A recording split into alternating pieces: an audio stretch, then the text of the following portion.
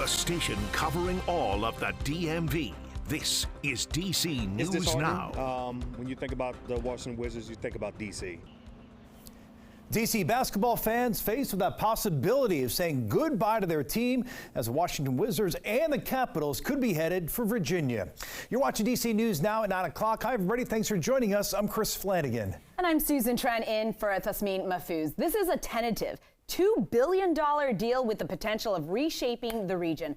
Virginia Governor Glenn Youngkin and the owner of the Wizards and Capitals, they have apparently been eyeing a move to Alexandria for months now. And today we learned the proposal will become official when the General Assembly and City Council sign off on that plan. That proposal calls for a massive new development here in Potomac Yard. This means moving the two teams out of Capital One Arena in D.C. to a spot 6 miles away, right by Potomac Yard Metro Station. We do have team coverage for you on the major development. We're going to get started with Max Marcilla, who's at Potomac Yard, with a glimpse of what this new home could look like.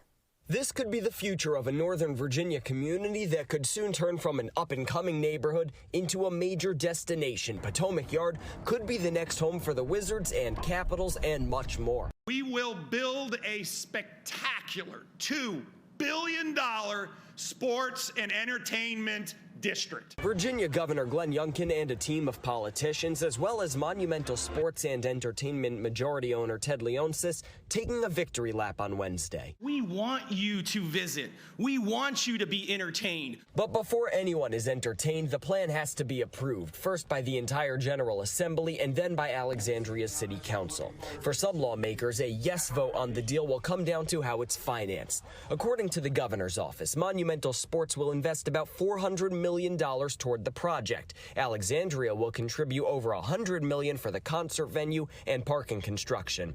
But much of the project will be funded through bonds by what would be a newly created Virginia Sports and Entertainment Authority. We're pushing back. But outside the celebratory event, some Alexandrians were protesting, critical of what they feel this new arena would mean for their city and its economic growth.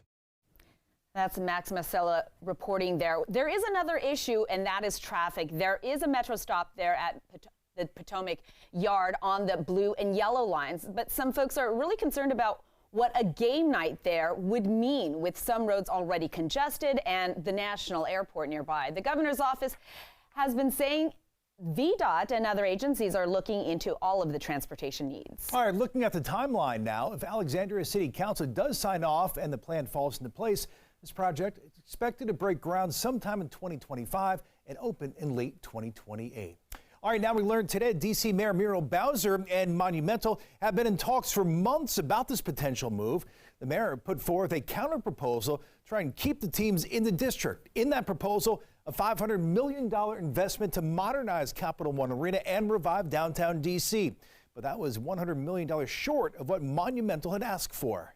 Despite today's announcement, though, Bowser does say that she is holding out hope that the teams will stay in the district, that Leonsis has the option of choosing between an urban or a suburban setting, and she thinks that fans would much prefer the city.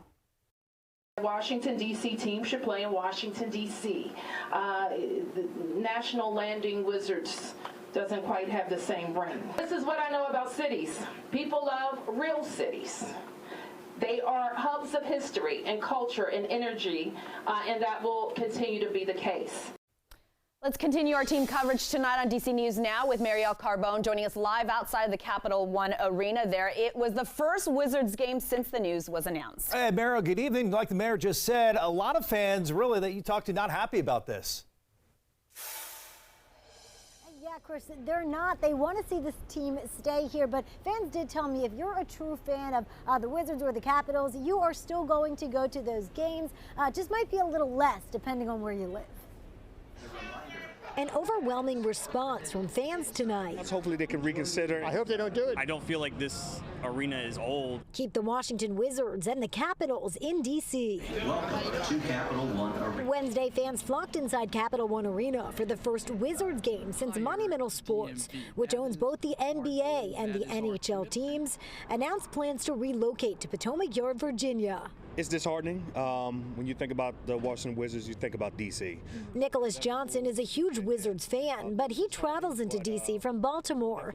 So a move across the Potomac to Alexandria. Will that impact maybe how many games we go to? Absolutely. It's the same for Dennis Adams. I live in the Maryland suburbs, and it's really not convenient for me to move to Alexandria for a game. I don't want to take 20 stops on a metro. He says he was surprised to hear the news. Shocked. This is my first year of doing a lot of games, and I was really planning to make it a lifestyle change, and I'm not going to be doing that if it goes to Alexandria. I'm fine with it either way. For Shireen Alwood, who lives in Tyson's Corner, the move doesn't make a huge difference. But Tyler Novak says it'll change the dynamic of attending a game. For me, I like coming out to D.C. and making like a trip, more of a trip out of it. Still, at the end of the day, Johnson says the fandom will follow. Absolutely. I will be making the trip to Virginia no matter what.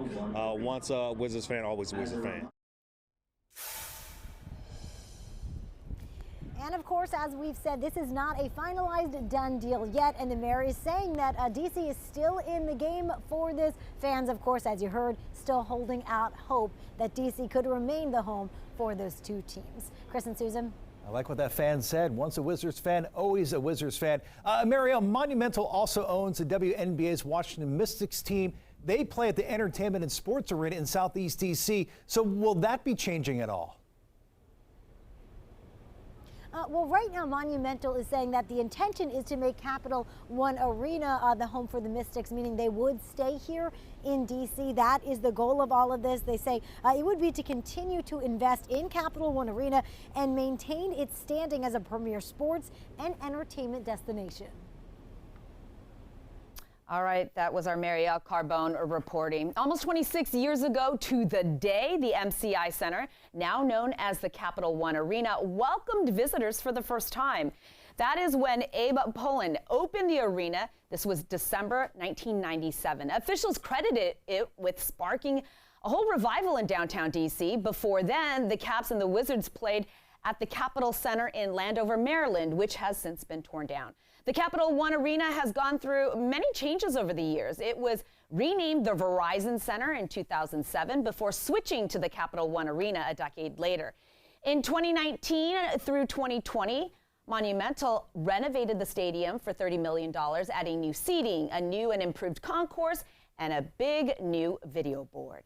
Coming up at 9:30, more about the potential economic impacts of the Monumental move if it does go through. And before that, at 9:20, our sports director, Derek Forrest, joins us live here in studio. He'll talk about how a very similar plan actually almost went through back in the 90s. So look forward to Derek. Yeah, definitely. All right, let's get another first check now on the forecast with Chief Meteorologist Janessa Webb. I know, Janessa, we're looking at a similar pattern for later in the week that we saw last week. Yeah, we are watching really for the next couple of days dry conditions across the DMV. High pressure is taking over. You have clear skies right now across all of the region, all of the East Coast, very quiet into the center of the country. And so really we have that cold front that allowed a few clouds this afternoon.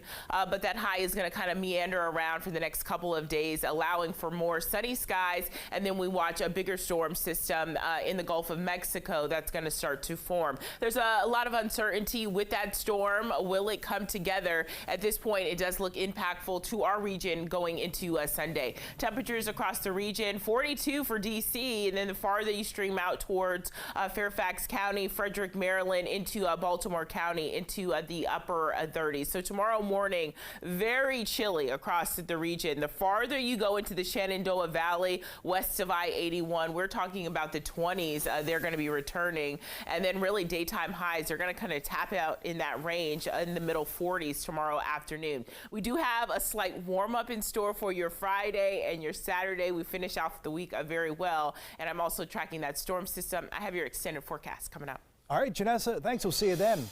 Meanwhile, new developments tonight. Prince William County will soon be home to the largest data center hub in the entire world. There's been years of debate, and also a 26-hour public hearing. Then the Board of Supervisors voted 4-3 this afternoon to approve the Digital Gateway project. So the controversial plan will rezone more than 2,100 acres of land in the Gainesville area so that developers can create this massive data center campus. Advocates are really excited for this economic opportunity.